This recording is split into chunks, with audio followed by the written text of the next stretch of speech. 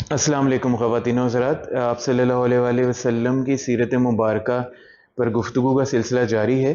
اجاز بھی last episode میں ہم نے ذکر کیا تھا آپ صلی اللہ علیہ وآلہ وسلم پر جب دوسری وحی کا نزول ہوا، تو اس سے پہلے آپ کچھ بات فرما رہے تھے حدیث مبارکہ کے حوالے سے کہ کچھ احکام آپ صلی اللہ علیہ وسلم نے پبلکلی دیے لوگوں کو، صحابہ کرام کو، اور کچھ جو تھے وہ انڈیویجول کیپیسٹی میں دیے۔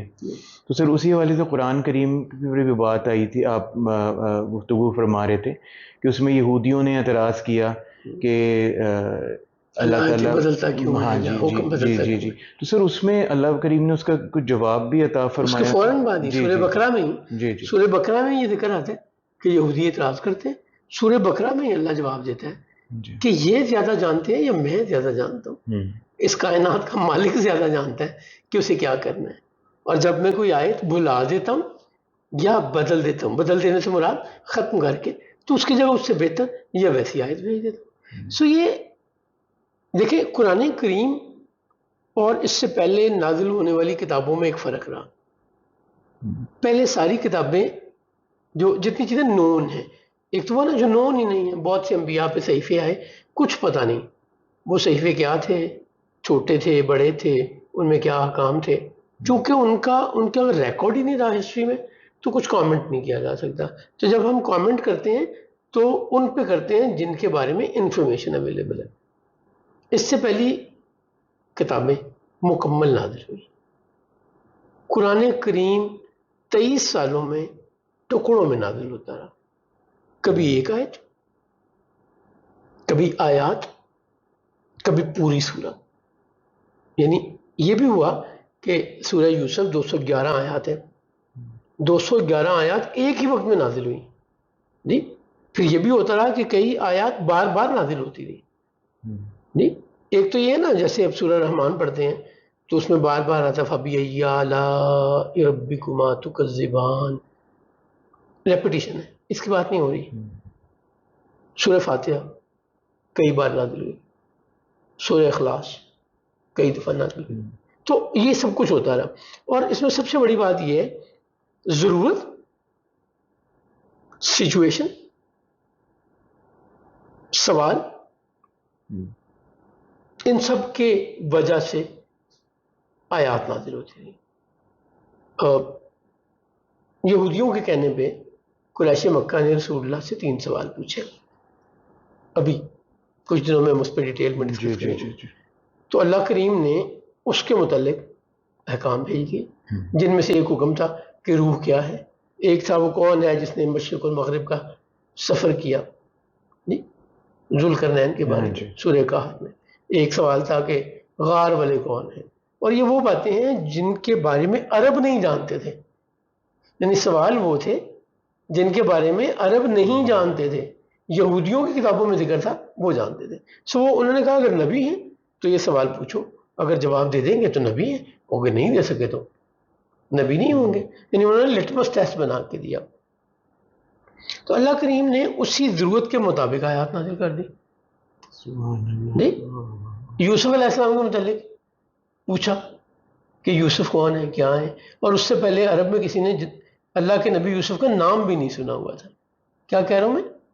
اس سے پہلے عرب میں اللہ کے نبی یوسف کا کسی نے نام بھی نہیں سنا ہوا تھا، اور اللہ نے پوری سورہ یوسف، احسن القصص جسے اللہ کریم فرماتا ہے، قصوں میں سے، داستانوں میں سے بہترین داستان وہ نازل ہوئی۔ سو قرآن رسول اللہ صلی اللہ علیہ وسلم کی نیڈ یا آپ سے پوچھے گئے سوالوں کے جوابوں میں نازل ہوتا رہا، اور جو مالک نے مہربانی کی اپنے بندوں کو سکھانا چاہا، سرکار پہ مہربانی کرنا چاہیے۔ میں آپ تو یہ بات گفتگو فرما رہے ہیں، میں کہیں اور ہی طرف نکل رہا ہوں، محبوب اور محب والی سائڈ پہ، لیکن میں ایک بات یہ میرے ذہن میں آ رہی تھی جب آپ یہ سارا فرما رہے تھے کہ جیسے اللہ تعالیٰ فرماتے ہیں نا کہ بے شک میں صاحب حکمت ہوں، یعنی اس کی حکمت کو کون جان سکتا ہے؟ وہ اللہ خود کہتا ہے سورہ بقرہ میں، کیا میری حکمتوں کو تم سمجھ سکتے ہو؟ یہ اسی کانٹیکس میں جو بات ابھی آپ نے آج سے شروع کی ہے نا کہ آیتیں بدلی ہیں، حکم بدلے ہیں اللہ نے اپنے حکمت کے اعتبار سے، وہ اللہ کہتا ہے کیا تم میری حکمتوں کو جان سکتے ہو؟ نہیں جان سکتے۔ اب یہاں پہ دوسری نازل ہو گئی سورہ مدثر کی آیات، اور پھر نبی کریم صلی اللہ علیہ وسلم نے اللہ کے حکم پر اپنے رشتہ داروں کو، قریبی رشتہ داروں کو بلایا. جب اللہ نے حکم دیا کہ اب آپ اپنے قریبی رشتہ داروں کو بلائیے اور انہیں سمجھائیے، جسے ہم عربی کا لفظ ڈرائیے استعمال ہوتا ہے جی. سرکار ختمی مرتبہ صلی اللہ علیہ وسلم نے ارادہ فرمایا کہ اپنے رشتہ داروں کو بلائیں. اس سے پہلے رسول اللہ بیمار ہوئے اور 1 مہینہ اپنے گھر سے نہیں نکلے. تو حضور کی پھپھیاں بڑا پیار کرتی تھی، وہ ملنے آ گئیں، اور اس خیال سے کہ شاید ہمارا بھتیجا بیمار ہے، اس وجہ سے، اس فکر سے، اس محبت سے وہ ملنے آئی. رسالت میں آپ صلی اللہ علیہ وسلم نے ان سے ذکر کیا کہ مجھے اللہ نے حکم دیا ہے کہ اب میں اپنے رشتہ داروں کو بھی یہ پیغام پہنچاؤں. تو پھپھی ایک کہتی ہے کہ سب کو بلانا، ابو لہب کو نہ بلانا جی، وہ تمہاری بات نہیں مانے گا. اب یہاں پہ پہلے تو ابو لہب کا کریکٹر سمجھنے کی ضرورت ہے جی. جو ایک بہن بڑی ڈسکریٹ کہہ رہی ہے کہ ابو لہب کو نہ بلانا، باقی سب کو بلانا. رسالت میں آپ صلی اللہ علیہ وسلم نے بنی ہاشم اور بنی عبد مناف، اب یہ ان دونوں کا فرق بھی سمجھ لیں. حضور کے والد جناب عبداللہ، دادا جناب عبد المطلب، پردادا ہاشم، پردادا تھے کے والد عبد مناف، بن قصی، بن کلاب، بن مرہ، اور پھر ایک لمبا سلسلہ چلتا ہے. عرب میں اپنے دادا کے نام سے لوگ قبیلہ علیحدہ شاخ بنا لیا کرتے تھے. سو بنی عبد مناف میں ہاشم اور ان کے بھائی آ گئے، ٹھیک، نوفل، عبد شمس.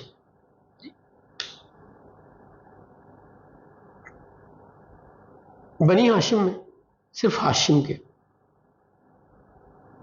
فیملی آئی یا خاندان آیا. بنی عبد المطلب میں ان کے بیٹے آئیں گے. سو بنی ہاشم اور بنی عبد مناف یعنی اپنے پردادا اور ان سے ایک لیول اوپر کہ اپنے خاندان کو اپنے گھر پہ بلایا اور ان کی دعوت کی، ضیافت، کھانے کے لیے بکری کا گوشت بنایا گیا اور دودھ پینے کے لیے رکھا گیا. اور یہ سارا انتظام علی ابن ابی طالب نے کیا، اور کھانا بنایا سیدہ خدیجہ سلام اللہ علیہ نے. رشتہ دار آ گئے، شام کا وقت ہے، اور ابو لہب کو بھی بلا، سارے ابو لہب دیکھیں بنی عبد مناف میں ابو لہب بھی آ گیا، اور ان کو 40 کے قریب یہ لوگ تھے. وہ آئے، سب نے گپ لگائی، خوش گپیاں ہوئیں، مذاق، اللہ گلا، خیر خیریت. اس سے پہلے کہ رسالت میں آپ صلی اللہ علیہ وسلم ان سے کوئی بات کر پاتے، لوگ اٹھ کے چلے گئے. اچھا جی. کچھ دن بعد سرکار نے دوبارہ بلایا ان سب کو جی. ان دونوں کو ملا کے دعوت ذوالعشیرہ کہا جاتا ہے. ٹھیک.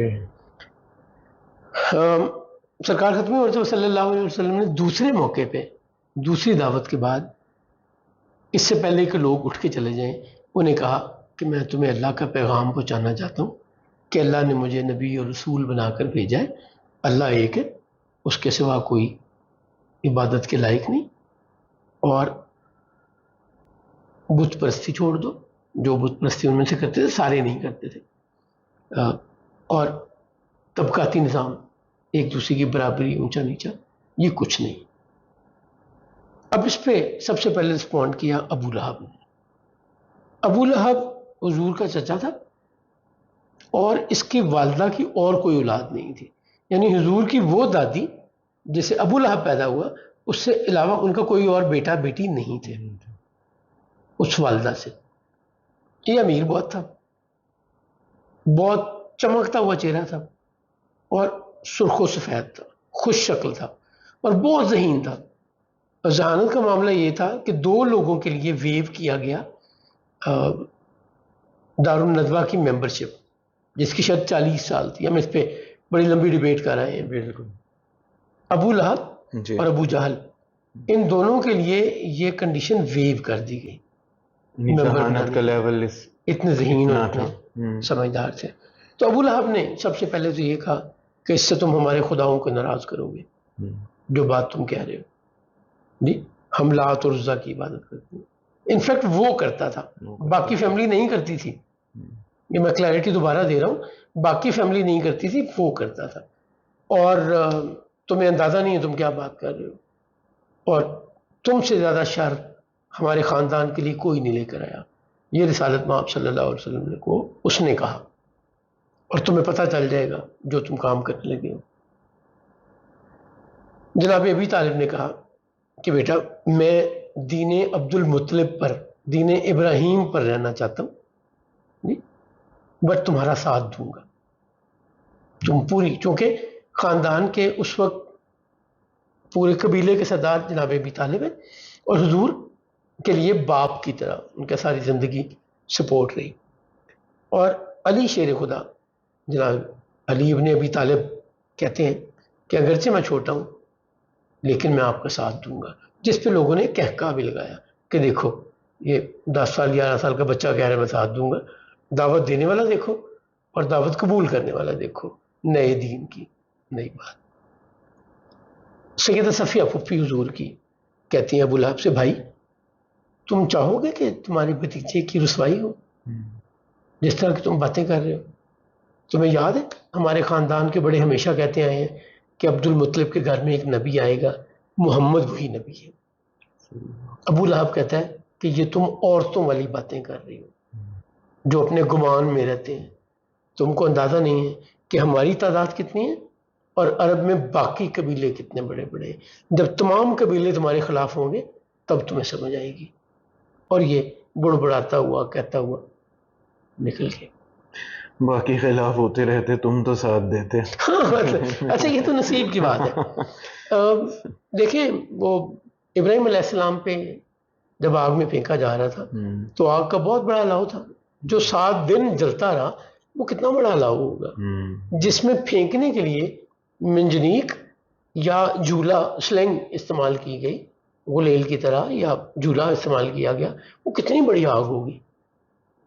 ہدہد اتنا سا پرندہ، کتنی چونچ ہوگی اس کی، اس میں کتنا پانی کیری کر سکتی ہوگی، اور کتنے اوپر وہ، یعنی اس کی تپش اس آگ کی کتنے اوپر تک جاتی ہوگی. بٹ وہ کوشش کرتی رہی کہ میں اس آگ کو بجھاؤں 1 ملی لیٹر پانی سے. اس نے حق نبھایا، اس نے سچ کا ساتھ دیا. اللہ کے برگزیدہ بندے ابو الانبیاء جناب ابراہیم علیہ السلام کے ساتھ اس نے نبھایا کہ میں اتنے جوگی ہوں، میں 1 ملی لیٹر پانی لا سکتی ہوں تو وہ لا کے پھینک رہی ہوں. چھپکلی وہ کیا کرتی تھی؟ وہ بھی اتنی سی ہوتی ہے، اتنا سا منہ ہے، کتنی تھرو ہوگی اس کی. وہ پھونک مارتی تھی کہ یہ آگ اور بڑھے. اور ونس اگین اگر حدود قریب نہیں آ سکتی تھی تپش کی وجہ سے تو یہ کتنا قریب آ سکتی ہوگی. تو اس کے بھی پھونک تو نہیں پہنچ رہی تھی نا، بٹ اس نے اپنے لیے جہنم کما لیا. یہ ایٹیچیوڈ ہے. میں کسی کام آ سکا یا نہیں آ سکا، میں نے اپنی کیپیسٹی میں ساتھ دیا. جی میں ساتھ کھڑا تھا، میرے ساتھ کھڑے ہونے کا آپ کو فائدہ ہوا یا نہیں ہوا ایک الگ تھا، یہ ڈبیٹ ہی نہیں ہے اس وقت. بٹ میں آپ حق میں ہیں، میں آپ کے ساتھ تو ہوں نا، اس قبیل میں تو ہوں نا جو آپ کے ساتھ ہے. سو یہ اللہ کی ہدایت اللہ سب کو نصیب کرے. وہ اپنے وہم زوم اور اکڑ میں تھا، رشتہ داروں سے بھی کم ملتا تھا، اور اس کا انجام بھی پھر وہی ہوا. اور جنہوں نے جان ساری کی ہے وہ آج بھی عزت کے اعلیٰ مقام پہ ہیں، اللہ کے حضور حاضر ہو کے موجے بھی کر رہے ہوں گے. اللہ کی رضا ان کے ساتھ ہوگی.